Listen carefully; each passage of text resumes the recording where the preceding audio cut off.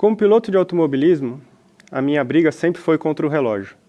Milésimos de segundo faziam a diferença entre a vitória e a derrota. Mas hoje, quem dita o tempo das minhas conquistas é a natureza.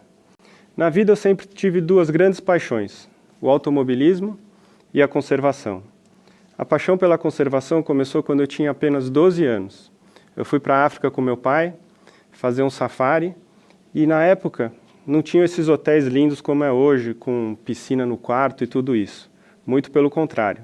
A gente passou 15 dias na caçamba de um caminhão, no Serengeti, um dos maiores parques da Tanzânia, acampando no meio dos animais, tomando banho só quando achava uma cachoeira.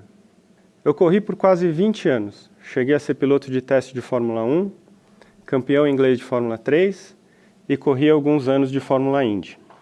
Mas eu sempre soube que quando eu me aposentasse, eu queria trabalhar com conservação. Eu não tenho nenhuma formação de biólogo, de veterinário, mas sempre fui interessado na conservação. Eu tirei 2 anos sabáticos, viajando o mundo inteiro, para tentar ver os animais que eu queria ver na natureza e nunca tinha tido tempo. Eu fui para a China ver urso-panda, urso polar no norte do Canadá, tigres na Índia, até gorilas na Uganda. Enfim, eu fui ver todos os bichos que você pode imaginar. Mas o grande X da questão era que eu queria entender o que estava sendo feito para conservar todos esses animais.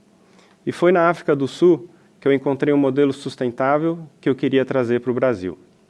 O que acontecia na África 40 anos atrás é muito parecido com o que acontece hoje em dia no Brasil, mais especificamente no Pantanal, a maior planície inundável do mundo.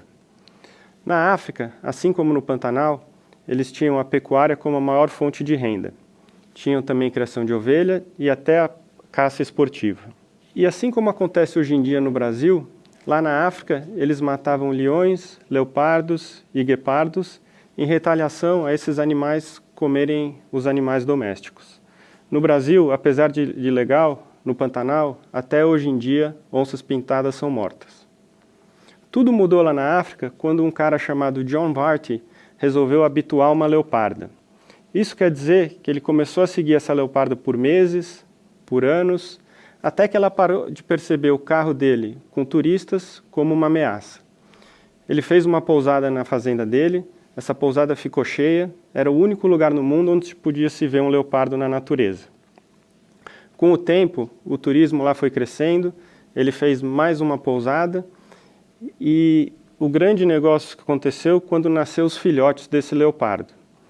Os filhotes nasceram copiando o comportamento da mãe, ou seja, eles nasceram habituados. Isso incentivou mais ainda o ecoturismo na região.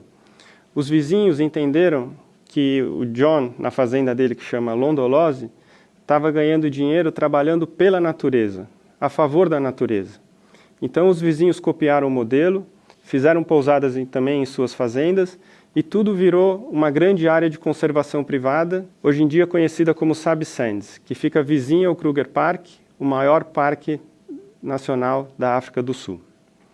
A minha ideia era trazer esse modelo para o Brasil, um modelo autossustentável que desenvolvesse o ecoturismo.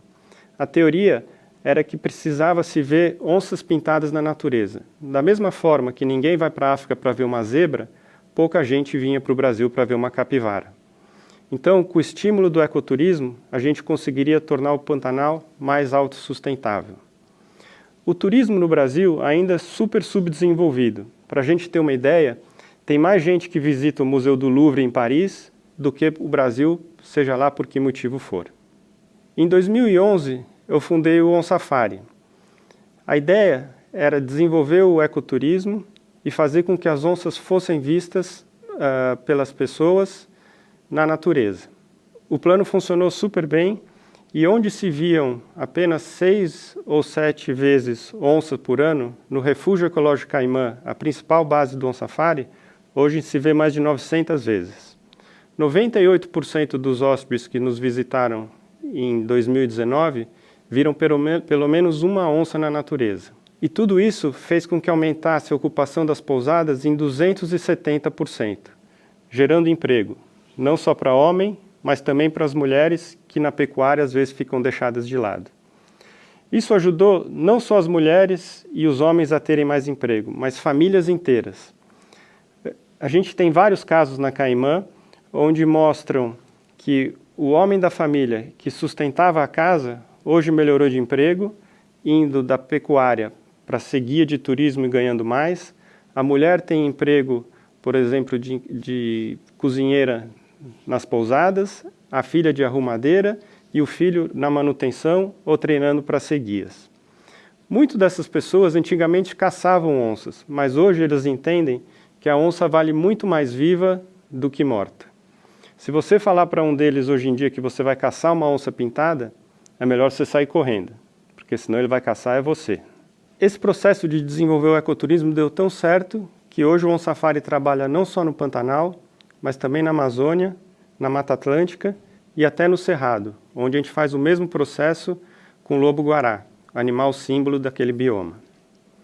Com o crescimento do projeto, a gente desenvolveu outras áreas. Hoje, além do ecoturismo, a gente tem ciência, educação, melhorias sociais, preservação de florestas e até reintrodução.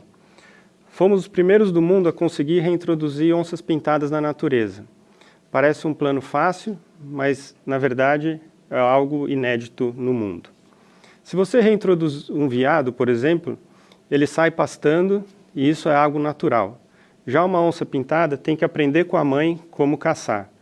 E todas essas que a gente reintroduziu não tinham a mãe, então a gente teve que desenvolver fórmulas e métodos para ensinar essas onças a caçarem.